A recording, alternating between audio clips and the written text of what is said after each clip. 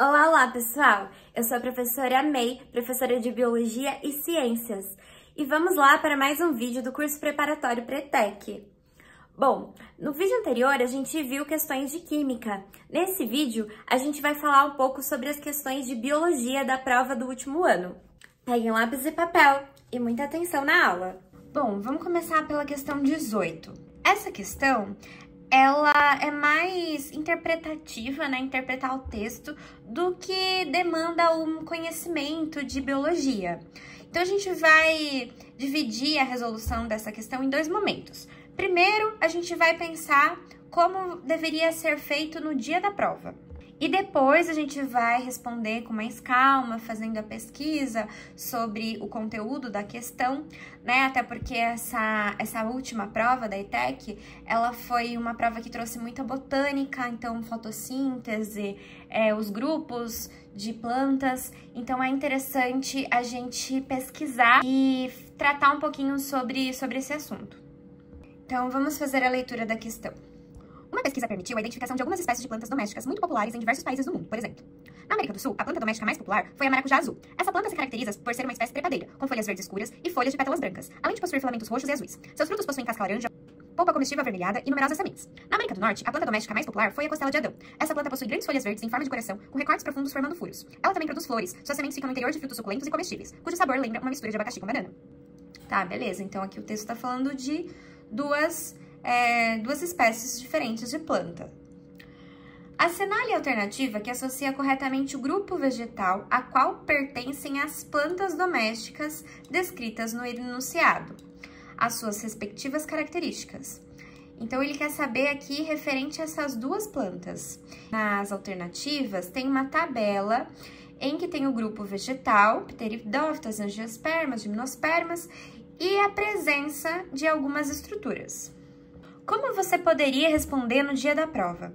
É muito importante você utilizar o caderno para rascunhar, para grifar palavras importantes, colocar um xizinho ali nas alternativas que você já elimina, que você sabe que está errada, e daí, sobrando as alternativas que você ali está em dúvida, fica mais fácil até mesmo para fazer um chute. Então, vamos iniciar ali pela alternativa A. Então, o grupo vegetal Pteridófitas, ele fala que não tem vasos condutores e não tem folhas. Opa, vamos voltar lá para o texto, porque aqui na maracujá azul, o texto comenta que ela tem folhas verdes escuras. Então, essa alternativa aqui a gente já elimina, cancela. E aí, para a gente não esquecer, vamos já fazer uma marcação aqui que eu vou fazer em rosa, que significa que esta alternativa ela já está cancelada, eliminada.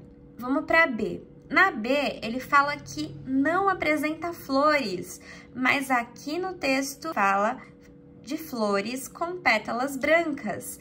Então, essa alternativa a gente também já pode eliminar. Bem, a gente já pode eliminar a E, né? Porque, ó, a E também fala que ela não apresenta flores. Então, ela também está errada. Aí sobram a C e a D para analisar. Vamos ver no que difere uma alternativa da outra. Na C, ele fala que é angiosperma e que tem ali todas as estruturas citadas. Já no D, ele fala que é do grupo Gimnospermas, não tem vaso condutor e não tem frutos comestíveis. Ah, mas a gente leu lá no texto sobre frutos suculentos e comestíveis. Então, esta alternativa aqui também está errada. E o que sobrou aqui é a alternativa C, que a gente vai marcar em verdinho, porque a gente sabe que essa é a correta. Beleza, essa é uma técnica que a gente pode utilizar no dia da prova para não errar.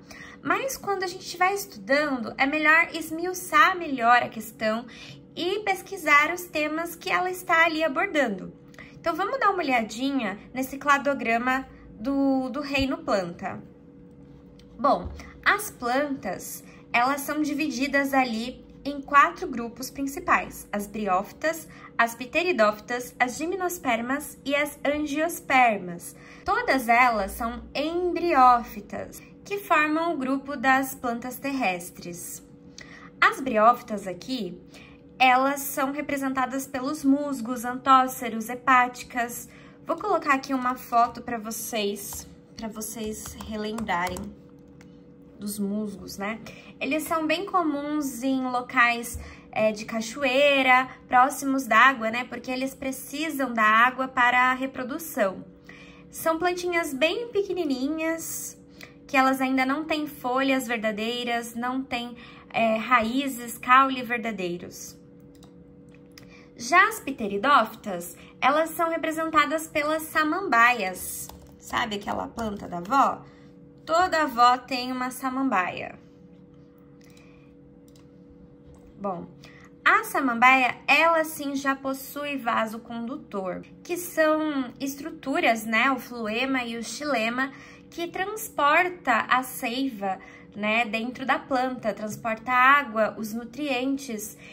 As briófitas, elas não possuem vasos condutores, então elas não conseguem ser grandes em tamanho, né? Elas são pequenininhas porque elas precisam transportar todo o nutriente dela, célula a célula, né? Então, através ali da difusão. Já as pteridófitas, elas já possuem vasos condutores, então ela consegue ser um organismo maior. A partir do grupo das gimnospermas, que são representadas pelos pinheiros, né? Muito conhecido aí o pinheiro de Natal, né? Nós temos aqui a araucária também, que pertence a esse grupo. Bom, as gimnospermas, então, ela já possui sementes e o tubo polínico, que é o famoso pólen, né? Que a função dele é carregar os gametas masculinos da planta e levá-los através do tubo polínico até o gameta feminino e ali gerar uma nova planta. O grupo das angiospermas é representado pela maioria das plantas, então é um grupo muito diverso, que possuem flores e frutos. Resumindo, briófitas são os musgos, as pteridófitas as samambaias, as gimnospermas os pinheiros e as angiospermas todo o resto. Somente as angiospermas possuem flores e frutos. Voltando aqui para a questão, a gente já pode resolvê-la com muita facilidade, porque ambas as plantas aqui, ó, elas possuem flores, ó, e frutos. Então, é claro que se trata de uma angiosperma, né? Então, são duas as alternativas aqui, que se trata de angiosperma, mas a alternativa E, ela fala que não tem flores e não tem frutos. E aqui o texto diz o contrário, né? Então, é claro que a alternativa correta é a C mesmo.